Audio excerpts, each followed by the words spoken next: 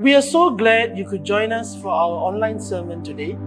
Before we hear God's word, we will have scripture read. நீங்கள் இணையம் வழியாக இடம்பெறும் பிரசங்கத்தில் எங்களோடு இணைந்திருப்பதில் நாங்கள் மகிழ்ச்சி அடைகிறோம். ஆண்டவருடைய வார்த்தையை கேட்பதற்கு முன்பாக வேத வாசிப்பு வாசிக்கப்படும். கர்த்தருக்கு ஸ்தோத்திரம். இன்று தேவ செய்திக்கென்று தெரிந்து கொள்ளப்பட்ட வேத பகுதி லூக்கா எழுதின சுவிசேஷம் 12ஆம் அதிகாரம் வசனங்கள் 1-12 வரை வாசிக்கப்படும். புதிய ஏற்பாட்டில் பக்கம் 100. லூக்கா எழுதின சுவிசேஷம் 12ஆம் அதிகாரம் வசனங்கள் 1-12 வரை. அத்தருணத்திலே அநேகமாயிரம் ஜனங்கள் ஒருவரையொருவர் மிதிக்கத்தக்கதாக கூடி வந்திருக்கையில் அவர் முதலாவது தம்முடைய சீஷரை நோக்கி, நீங்கள் மாயமாகிய பரிசேயருடைய புளித்த மாவை குறித்து எச்சரிக்கையாயிருங்கள். வெளியாக்கப்படாத மறைப்பொருளும் இல்லை, அறியப்படாத இரகசியமும் இல்லை. ஆதலால் நீங்கள் இருளிலே பேசினது எதுவோ அது வெளிச்சத்திலே கேட்கப்படும். நீங்கள் அறைகளில் காதிலே சொன்னது எதுவோ அது வீடுகளின் மேல் கூறப்படும். என் சிநேகிதராகிய உங்களுக்கு நான் சொல்லுகிறேன், சரீரத்தை கொலை செய்து அதன் பின்பு அதிகமாக ஒன்றும் செய்ய திராணி இல்லாதவர்களுக்கு பயப்படாதிருங்கள். நீங்கள் இன்னாருக்கு பயப்பட வேண்டும் என்று உங்களுக்கு காண்பிக்கிறேன். கொலை செய்த பின்பு நரகத்திலே தள்ள வல்லமையுள்ளவருக்கு பயப்படுங்கள். ஆம், அவருக்கே பயப்படுங்கள் என்று உங்களுக்கு சொல்லுகிறேன். 2 காசுக்கு 5 அடைக்கலான் குருவிகளை விற்கிறார்கள் அல்லவா? அவைகளில் ஒன்றாகிலும் தேவனால் மறக்கப்படுகிறதில்லை. உங்கள் தலையில் உள்ள மயிரெல்லாம் எண்ணப்பட்டிருக்கிறது. ஆகையால் பயப்படாதிருங்கள். அநேகம் அடைக்கலான் குருவிகளை பார்க்கிலும் நீங்கள் விசேஷித்தவர்களாய் இருக்கிறீர்கள். வசனம் 8. அன்றியும் நான் உங்களுக்கு சொல்லுகிறேன், மனுஷர் முன்பாக என்னை அறிக்கை பண்ணுகிறவன் எவனோ அவனை மனுஷகுமாரனும் தேவதூதர் முன்பாக அறிக்கை பண்ணுவார். மனுஷர் முன்பாக என்னை மறுதலிக்கிறவன் தேவதூதர் முன்பாக மறுதலிக்கப்படுவான். எவனாகிலும் மனுஷகுமாரனுக்கு விரோதமான விசேஷத்தை சொன்னால் அது அவனுக்கு மன்னிக்கப்படும். பரிசுத்த ஆவிக்கு விரோதமாய் தூஷணம் சொல்லுகிறவனுக்கோ மன்னிக்கப்படுவதில்லை. அன்றியும் ஜெப ஆலய தலைவர்களுக்கும் துரைத்தனத்தார்களுக்கும் அதிகாரமுள்ளவர்களுக்கும் முன்பாக உங்களை கொண்டு போய் விடும்போது எப்படி எண்ணத்தை மாறுதரமாக சொல்வோம் என்றும் எதை பேசுவோம் என்றும் கவலைப்படாதிருங்கள். நீங்கள் பேச வேண்டியவைகளை பரிசுத்த ஆவியானவர் அந்நேரத்திலே உங்களுக்கு போதிப்பார் என்றார். ஆமென். இது தேவனுடைய வசனம். அனைவரும் சேர்ந்து சொல்வோம், தேவனுக்கு ஸ்தோத்திரம். வாருங்கள், நம் தலை வணங்கி கூட இந்த நேரத்தை ஆண்டவரிடத்தில் ஒப்புக் கொடுப்போமாக. எங்கள் நல்ல தேவனே, இந்த நாளுக்காக நன்றி செலுத்துகிறோம். இந்த நேரத்தை உமது கருத்தில் ஒப்புக் கொடுக்கிறோம். ஆண்டவரே, உமது வார்த்தை மூலமாக எங்களை வழிநடத்த கூட ஜெபிக்கிறோம். உமது வார்த்தை எங்களை பலப்படுத்தட்டும், எங்களை வழிநடத்தட்டும். உமக்கென்று இன்னும் சிறந்த வகையில் ஜீவிக்க ஆண்டவரே நீர் உதவி செய்யும் ஐயா. இந்த செய்தியை கேட்குற ஒவ்வொரு வாழ்க்கையிலையும் ஆண்டவரே நன்மைகளை தொடர்ந்து செய்யும் கூட ஜெபிக்கிறோம். அதே நேரத்தில் தேவனே உமது பாதுகாப்பும் கிருபையும் அவர்கள் மேல் அதிகரிக்க நான் ஜெபிக்கிறேன் ஐயா. இயேசு கிறிஸ்து நாமத்தில் ஜெபிக்கிறேன் ஜீவனுள்ள பிதாவே. சகோதர சகோதரிகளே, இந்த நாளின் பிரசங்கத்தின் தலைப்பு எச்சரிக்கையாய் இருங்கள், காலத்தை பகுந்தறித்து கொள்ளுங்கள். The title is Beware, Discern the Time. Beware means to be cautious, to be alert to risks and dangers.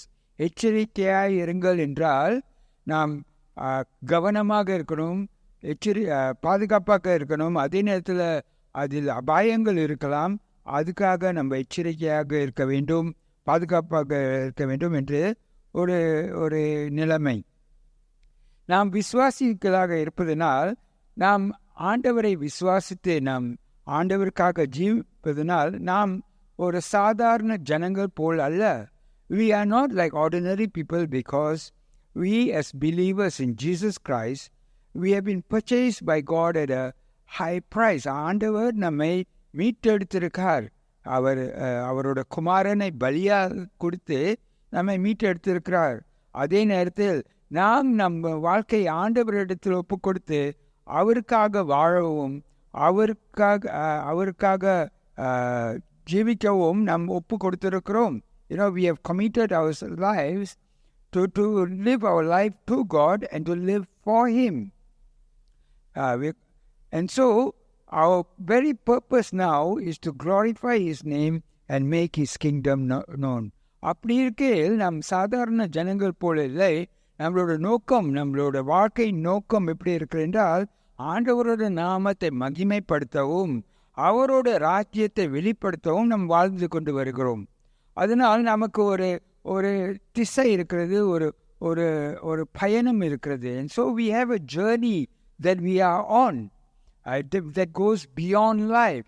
அது வாழ்க்கையின் முடிவை முடிந்த பிற்பாடு கூட அந்த பயணம் தொடர்ந்து போகிறது. அது போலாக இருக்கையில் நம்மளோட பயணமானது ஒரு தூரமான ஒரு பார்வை உள்ள பயணமாக இருக்கிறது. அப்படி இருக்கையில் நம்ம அந்த காலங்களை அறிந்து கொள்வது நல்லதாக இருக்கிறோம்.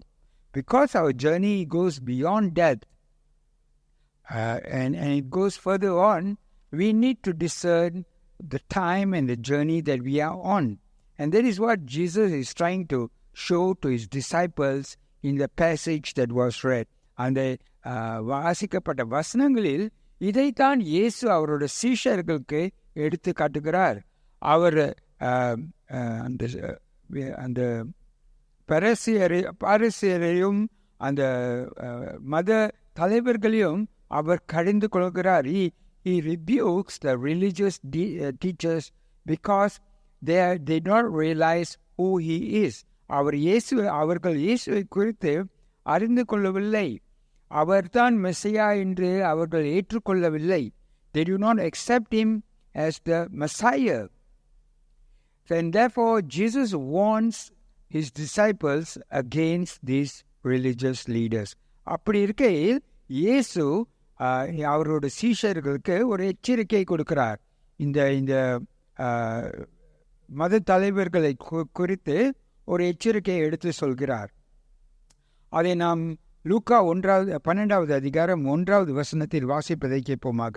We see that in Luke chapter 12 verse 1. அத்தருணத்திலே அநேகமாயிரம் ஜனங்கள் ஒருவரை ஒருவர் மிதிக்கத்தக்கதாக கூடி வந்திருக்கையில் அவர் முதலாவது தம்முடைய சீஷரை நோக்கி, நீங்கள் மாயமாகிய பரிசேயருடைய புளித்த மாவை குறித்து எச்சரிக்கையாயிருங்கள். மாயமாகிய பரிசேயருடைய புளித்த மாவை குறித்து எச்சரிக்கையாயிருங்கள். He says, beware the yeast of the Pharisees, because the yeast is hypocrisy. மாயமாகிய இந்த நிலைமையை அவர் எடுத்து சொல்கிறார். When we say hypocrisy, we are actually in the context of an actor. They have these actors who will put on face masks and they will act. And so the actual face is not known. It is behind the mask. அந்த முக திரை போலாக அவர்கள் போட்டு நடிகர்கள் நடிக்கும்போது அவர்களோட உண்மையான முகம் ஒரு நிலைமை காண முடியாது. அதனால்தான் அவர் மாயமாகிய என்று சொல்கிறார். And so he calls it hypocrisy, hypocrites. Jesus exposes the corruption that was covered by the spiritual image of the scribes and Pharisees. பாரசீயரும் மத தலைவர்களுடைய அந்த போலியான வெளி தோற்றமான நிலைமையை இயேசு எடுத்து காட்டுகிறார். அவர்கள் வெளி தோற்றமாக காணும்போது ஒரு ஆவிக்குரிய சிறந்த மனிதர்கள் என்று வெளிப்படுத்தினார்கள். ஆனால் அவர்களோட உண்மையான தோற்றமோ அப்படி இல்லை. The Pharisees and the scribes, outwardly they had a very strong spiritual image, an image of holiness, an image of purity. But in real sense, in their own internally, they were not so. Jesus portrays the Pharisees as impatient. அவர்கள் பொறுமை இல்லாதவர்களாக இருக்கிறார்கள் என்று இயேசு எடுத்து காட்டுகிறார். With outward ritual observance of minute things. அவர்கள் அந்த மத சடங்குகளை அவர்கள் சிறு காரியம் வரைக்கும் அவர்கள் பின்பற்றினார்கள், which made them look acceptable and virtuous outwardly. அவர்கள் வெளிப்புறமாக காணும்போது ஒரு மரியாதை, ஒரு கௌரவம் உள்ள நிலைமை போலாக காணப்படுகிறது. But left the inner man unreformed. ஆனால் உள்புறமோ, அந்த உள் மனிதனில் எந்த மாற்றமும் இல்லை, எந்த மாற்றமும் காண முடியவில்லை. ஆனால் பாரசீகர் எப்படி இயேசுவை காண்கிறார்கள்? But how did the Pharisees see Jesus? They saw him as a law-breaking false prophet. அவர்கள் ஒரு போலியான தீர்க்கதரிசியும் அவர் சட்டங்களை உடைக்கிறவராக இருக்கிறார் என்றும் அவர்கள் கருதினார்கள். Who compromised his integrity as a man of God by eating and drinking with the ungodly. அவர் பாவிகளோட அவர்களோட உணவு சாப்பிடுகிறாரு, அவர்களோட ஐக்கியமாக இருக்கிறார் என்று அதனால் அவர் ஒரு உத்தமான உள்ள மனுஷன் அல்ல என்று அவர்கள் கருதுகிறார்கள். They saw him as being used by Satan to lead the people of Israel astray. அவர்கள் என்ன கருதினார்கள் என்றால், இயேசு செய்கிற எல்லா இந்த அற்புதங்களும் சாத்தான் மூலமாக செய்கிறார், அவர் இந்த இஸ்ரவேல் ஜனங்களை வழி தவறி செய்வார் என்று அவர்கள் கருதுகிறார்கள். But Jesus saw them as interpreting the law differently, and these experts were actually putting burdens on the people. ஆனால் இயேசுவோ அறிந்திருந்தார், இவர்கள் அந்த சட்டங்களை தப்பாக அவர்கள் செயல்படுத்துகிறார்கள், அதே நேரத்தில் அந்த ஜனங்கள் மேல் பாரமான உள்ள கட்டளைகளை அவர்கள் போட்டிருக்கிறார்கள். Jesus accuses their legalistic approach had taken away understanding and knowledge.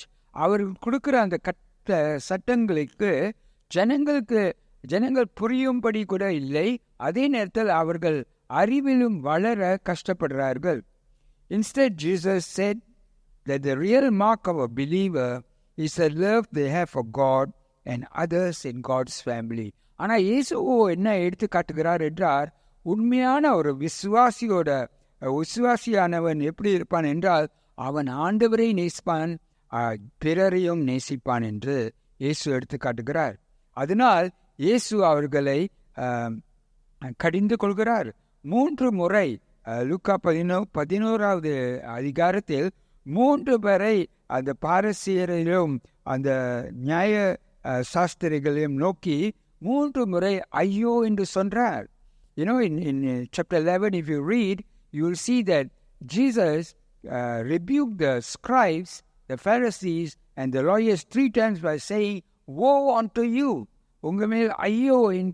உங்களுக்குள் ஐயோ என்று இயேசு 3 முறை அவர்களை கடிந்து கொள்கிறார். He does so for paying so much attention on the law and not discerning the time that God was doing something different.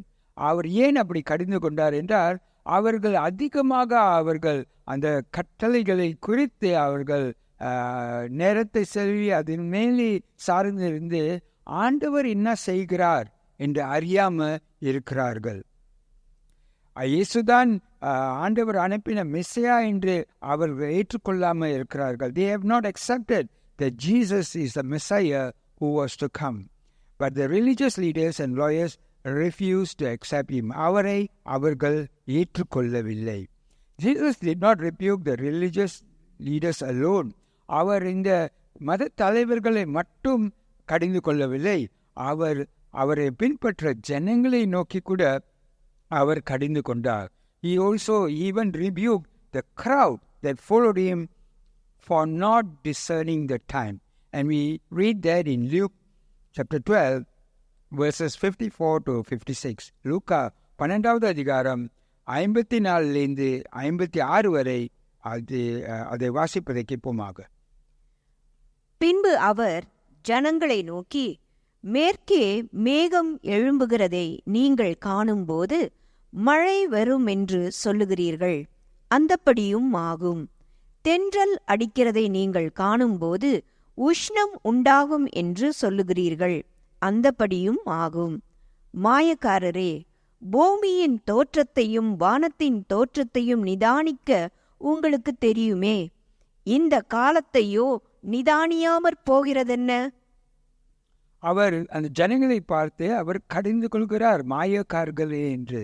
ஏனென்றால் அவர்களுக்கு தெரியும் எப்போ அந்த மழைக்காலம் வரும் என்று.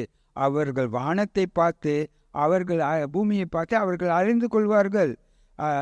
ஆனால் அவர்களோ அந்த காலங்கள், ஆண்டவர் என்ன செய்கிறார் என்ற காலங்களை அவர்கள் அறியாமல் இருக்கிறார்கள் என்று அவர்களை கடிந்து கொண்டார். He rebuked the people because they could see the earth and the sun, earth and the sky, and know when the rainy season came. When they knew when the warm and wind blew from the Arabian desert, that a heat wave was coming. வனாந்திரத்திலிருந்து ஒரு காற்று அடித்து கொண்டு வந்தால் வெயில் காலங்கள் வருகிறது என்று அவர்கள் அறிந்து கொள்வார்கள். And when they saw the clouds and wind coming from the sea, they knew that rain was coming.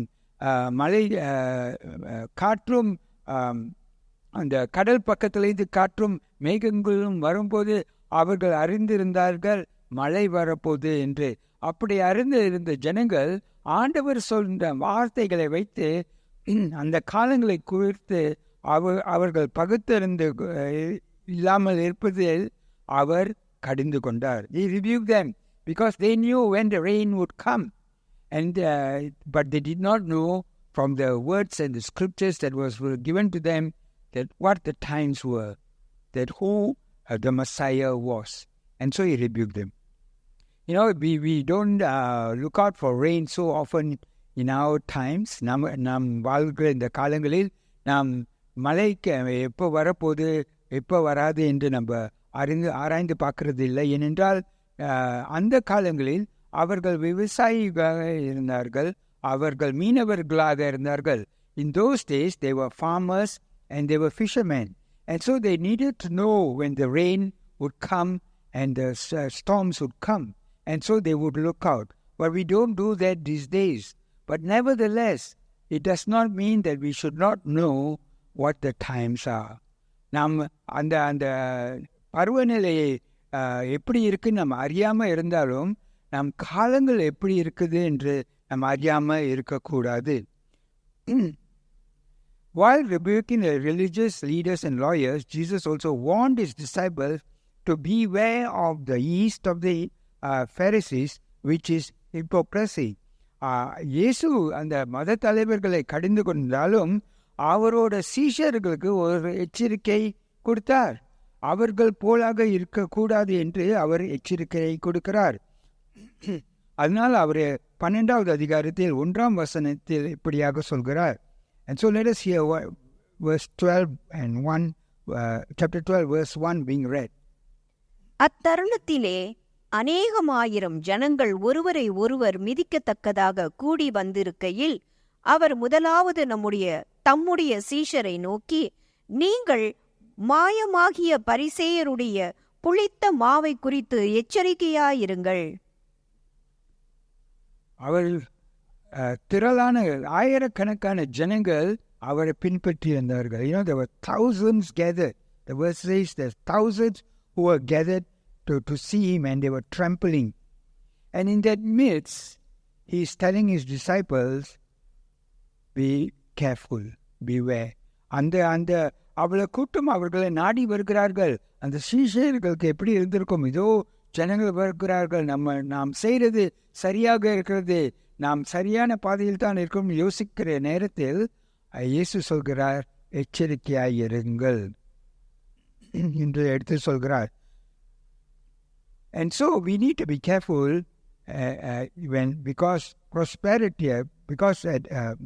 we need to be careful because the temptation of hypocrisy is often strongest to those who enjoy some measure of outward success. சிலர் அவர்களோட செய்த காரியங்கள் வெற்றி வரும்போது அங்கே அவர்கள் எச்சரிக்கையாக இருக்கணும். ஏனென்றால் அவர்களும் மாயக்காரர்களாக மாறக்கூடும். There could be hypocrisy in your life if you give in to success to appreciating success and not being careful to follow the love of God.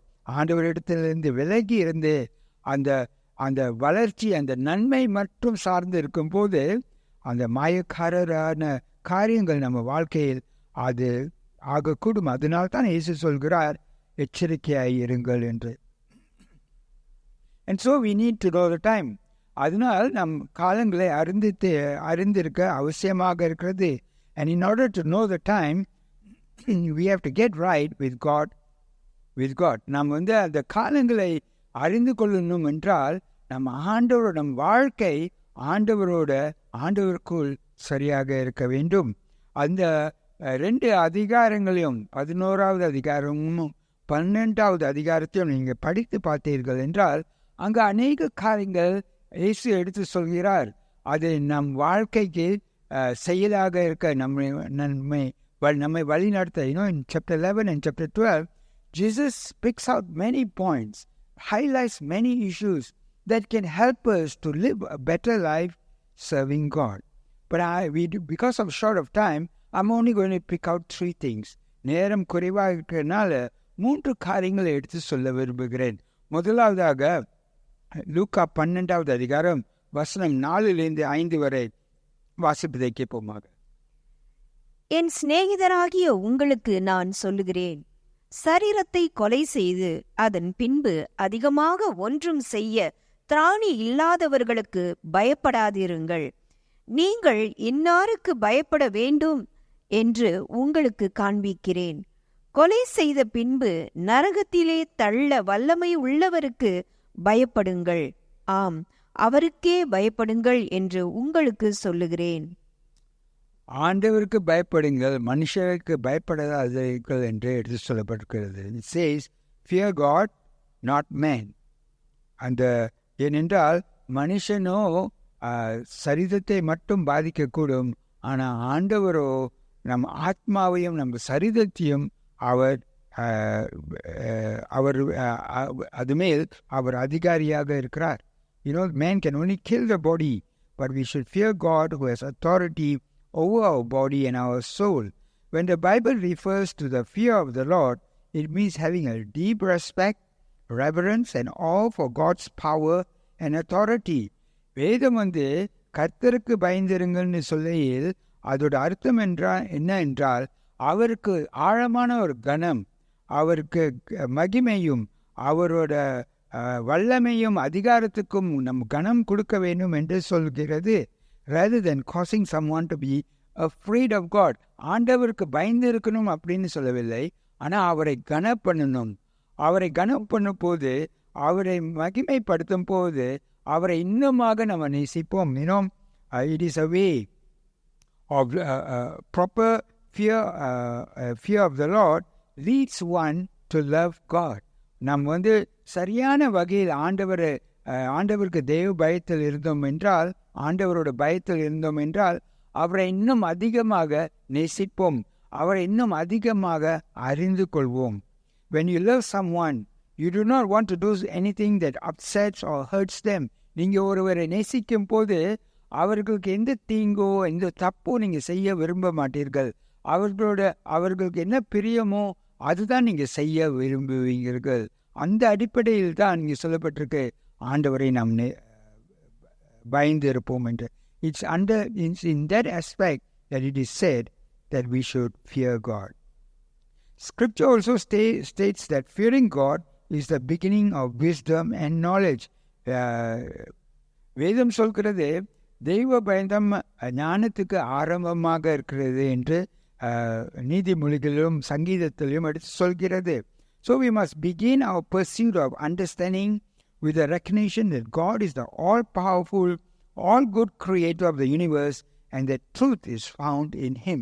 So நம்ம எப்படி அவரை பின்பற்றணும் என்றால், அவரை எப்படி புரிந்து கொள்ளணும் என்றால், அவருக்கு எல்லா அதிகாரமும் உண்டு, அவர் எல்லாத்தையும் படைத்தவராக இருக்கிறார், அவருக்குள் உண்மை இருக்கு என்று நாம் அந்த வகையில் நம் ஏற்றுக்கொண்டு அந்த வகையில் நாம் வாழ்ந்து வந்தோம் என்றால் நாம் இன்னும் அந்த ஆண்டவருக்குள் வளர ஆரம்பிப்போம்.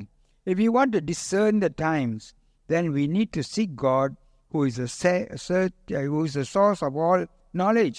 நாம் இந்த காலங்களை பகுத்தறிந்து கொள்ள வேண்டும் என்றால் ஆண்டவரை நம்ம நாட வேண்டும். ஏனென்றால் எல்லா ஞானமும் அவர் இடத்தில் உண்டு. 2வது காரியம் என்ன நாம் அறிந்து கொள்ளணும் என்றால் லூக்கா 12வது அதிகாரம் 6வது வசனத்தில் இருக்கிறது. அதை வாசிப்பதை கேட்போமாக. 2 காசுக்கு 5 அடைக்கலான் குருவிகளை விற்கிறார்கள் அல்லவா? அவைகளில் ஒன்றாகிலும் தேவனால் மறக்கப்படுகிறதில்லை.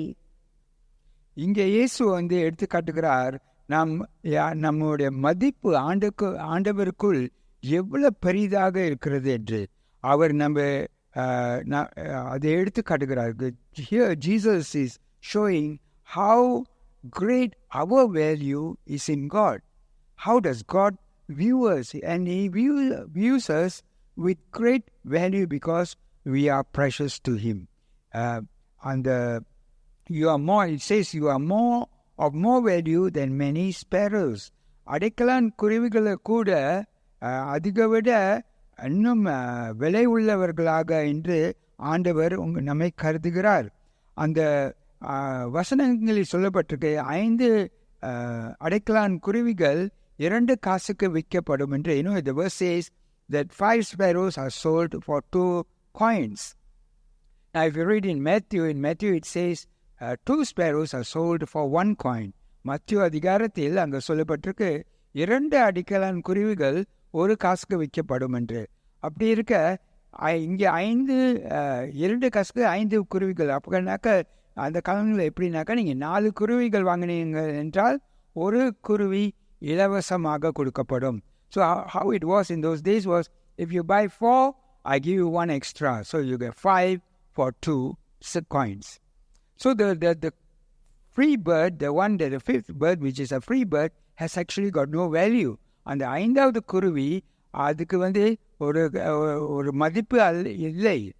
அப்படி இருக்கையில் கூட ஆனால் அந்த வசனம் சொல்கிறது ஆண்டவர் அந்த 5வது குருவியை கூட, அந்த இலவசமான கொடுக்கப்பட்ட குருவியை கூட அவர் கனம் பண்ணுகிறார். அது அவரோட அறிவுக்குள் இருக்கிறது. அது விழுந்தாலும் அவர் அறிந்திருப்பார்.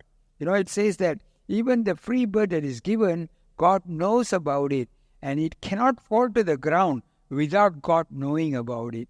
And that's how much God cares for everything of every one of His creation, but He cares even more for you and me. அப்படிதான் ஆண்டவர் அவரோட படைப்பை கனம் பண்ணுகிறார். ஆனால் அவர் உங்களையும் என்னையும் அதுக்கு மேலாக கனம் பண்ணுகிறார். God's providence is so all-encompassing that not a single sparrow can fall to the ground without Him knowing. God is in control. ஆண்டவர் கட்டுப்பாடுக்குள் வைத்திருக்கார் அனைத்தையும். அவர் உங்களோட வாழ்க்கையில் நடக்கிற பெரிய பயங்கரமான சம்பவத்தையும் சிறிதான ஒரு காரியத்தையும் ஆண்டவர் அறிந்திருக்கிறார். God knows everything that takes place in your life. The smallest detail and the worst event, the biggest event. Everything God knows. Even if we suffer as His servant and die, we can trust that nothing happens to us outside God's control, will and plan. நாம் பாதிக்கப்பட்டு நாம் சேதமடைந்து நாம் மறைத்தால் கூட நம்மளோட நிலைமையில் ஆண்டவர் பொறுப்பாக இருக்கிறார். அவரோட சித்தத்துக்குள் நாம் இருப்பதனால் அவர் அறியாமல் எதுவுமே நமக்கு நடக்காது என்று இந்த வசனங்கள் உறுதிப்படுத்துகிறது. சங்கீதம் 139 14வது வசனத்தை வாசிப்பதை கேட்போமாக. In Psalms 139 verse 14 it says, I praise you, for I am fearfully and wonderfully made. Wonderful are your works. My soul knows it very well. நான் பிரமிக்கத்தக்க அதிசயமாய் உண்டாக்கப்பட்டபடியால் உம்மை துதிப்பேன். உமது கிரியைகள் அதிசயமானவைகள். அது என் ஆத்துமாவுக்கு நன்றாய் தெரியும். நான் பிரமிக்கத்தக்க அதிசயமாய் உண்டாக்கப்பட்டேன். I am fearfully and wonderfully made. And that's how God sees us. Armed with this assurance, we, like the disciples, can go wherever the Lord sends us.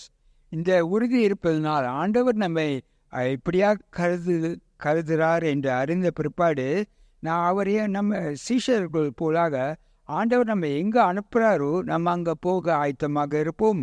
எந்த எதிர்ப்பு வந்தாலும் அது சகிக்க நம்ம ஆயத்தமாக இருப்போம். we can face any opposition that comes because God is with us. And we can walk confidently in God's loving care as we accomplish the good things He has planned for us to do. அந்த விசுவாசத்தில் ஆண்டவர் நம்மை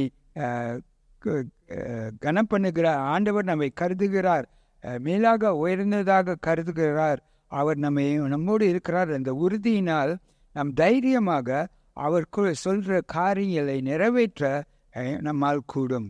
மூன்றாவது காரியம் சொல்லப்பட்டது நாம் ஒரு கிறிஸ்துவுக்கு சாட்சியாக இருப்போம். The third point is that we be a witness of Christ. We read that in Luke 12 verses 8 to 9. லூக்கா 12வது அதிகாரம் வசனம் 8-9 வரை வாசிப்பதை கேட்போமாக. அன்றியும் நான் உங்களுக்கு சொல்லுகிறேன், மனுஷர் முன்பாக என்னை அறிக்கை பண்ணுகிறவன் எவனோ அவனை மனுஷகுமாரனும் தேவதூதர் முன்பாக அறிக்கை பண்ணுவார்.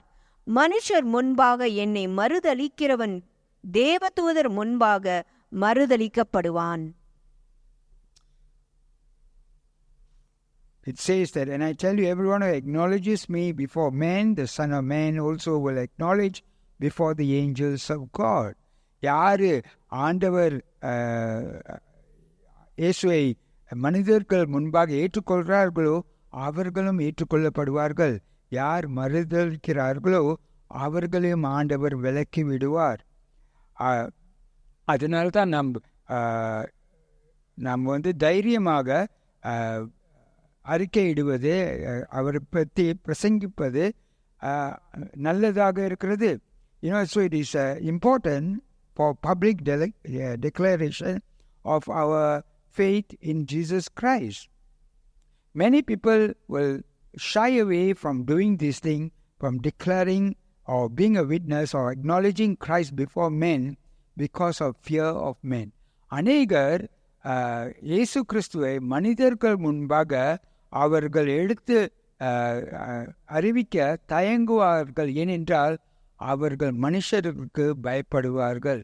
ஆனால் இந்த வசனங்களோ சொல்கிறது, நாம் மனுஷருக்கு பயப்படாம ஆண்டவருக்கு பயப்படுவோம் என்று. நமக்கு உதவி செய்ய இயேசுவை குறித்து சாட்சிகளாக இருக்க ஆண்டவர் பரிசுத்த ஆவியானவரை நமக்கு கொடுத்திருக்கிறார். God has given us His Spirit to help us in our witnessing of Christ.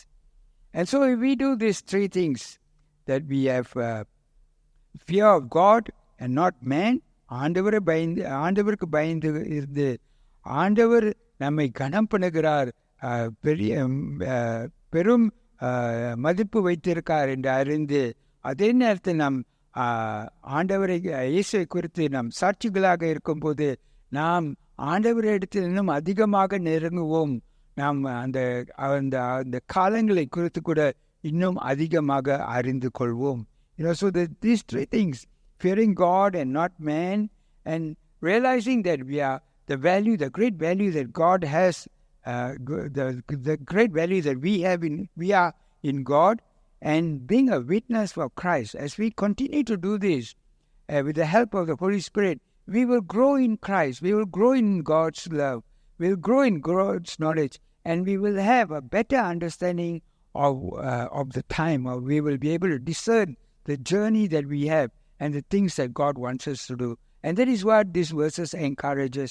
இந்த வசனங்கள் அப்படித்தான் நம்மை உற்சாகப்படுத்துகிறது. நம்ம ஆண்டவரை சார்ந்திருப்போம், ஆண்டவரை நேசிப்போம், ஆண்டவர் இடத்தில் இன்னும் நெருங்குவோம், இயேசுவை குறித்து நாம் சாட்சிகளாக இருப்போம் என்று இந்த வசனங்கள் நம்மளை பலப்படுத்துகிறது. And so let us do that. அதை அப்படியாக நாம் ஜீவிக்க வாஞ்சிப்போமாக. நீங்கள் ஒருவேளை நீங்கள் வீட்டில் இருக்கும் நேரத்தில் உங்களுக்காக அப்படி செய்ய முடியாது, உங்கள் நிலைமை உங்களுக்கு வெளியே போகவோ எந்த காரியம் செய்யவோ கஷ்டமாக இருக்கலாம். ஆனால் நீங்கள் ஆண்டவர் உங்களை கனப்பண்ணுகிறார். நீங்கள் இருக்கிற இடத்தில் ஆண்டவர் உங்களை கனப்பண்ணுகிறார். God values you no matter how, in what condition you are. You may be unable to do a lot of things. You may be able not to move even. But God values you. God loves you. And that will strengthen you and build you. Let us pray. ஜெபம் பண்ணுவோமாக. ஆண்டவரே, இந்த வார்த்தை மூலமாக இந்த வசனங்களை கேட்கிறவர்கள் ஒவ்வொருவரும் ஆசீர்வதியும். ஆவியானவரை நீரே பொறுப்படுத்திக் கொள்ளும் ஆண்டவரே. இவர்கள் வாழ்க்கையில் தொடர்ந்து அவர்கள் ஆண்டவரே சோர்வு அடையாமல் பலனடைய நீர் வழிநடத்தும். Strengthen them, O God, that they will grow in your love and in your understanding and in your knowledge. ஆண்டவரே, உங்கள் அறிவிலும் உங்கள் அன்பிலும் இவர்கள் வளர இவர்களை ஆசீர்வதியும் ஆண்டவரே. இதை அனைத்தும் இயேசு கிறிஸ்து நாமத்தில் ஜெபிக்கிறோம் ஜீவனுள்ள பிதாவே. ஆமென். We hope you have been blessed by the word of God today. If you have any questions after hearing the sermon today or need someone to talk to, please contact our church office. We would like you to know that you are not alone and that we as a church are willing to journey with you. We hope to be a safe space where you can grow in Christ as a person. We hope you have a great week. God bless you. பிரசங்கத்துக்கு பிறகு தேவனுடைய வார்த்தையால் நீங்கள் ஆசீர்வதிக்கப்பட்டீர்கள் என நம்புகிறோம். பிரசங்கத்தை கேட்ட பிறகு உங்களுக்கு ஏதேனும் கேள்விகள் இருந்தால் அல்லது யாரிடமாவது பேச வேண்டும் என்றால் எங்கள் சபை அலுவலகத்தை தொடர்பு கொள்ளுங்கள். நீங்கள் தனிமையில் இல்லை என்றும் உங்களோடு சேர்ந்து பயணம் செய்ய நாங்கள் சபையாக முன்வருகிறோம் என்பதை நீங்கள் அறிய வேண்டும் என்று நாங்கள் விரும்புகிறோம். நீங்கள் கர்த்தருக்குள் ஒரு நபராக வளர்ச்சி அடைவதற்கு உங்களது பாதுகாப்பான இடமாக நாங்கள் இருக்க விரும்புகிறோம். இந்த வாரம் உங்களுக்கு சிறந்த வாரமாக அமையட்டும். ஆண்டவர் உங்களை ஆசீர்வதிப்பாராக.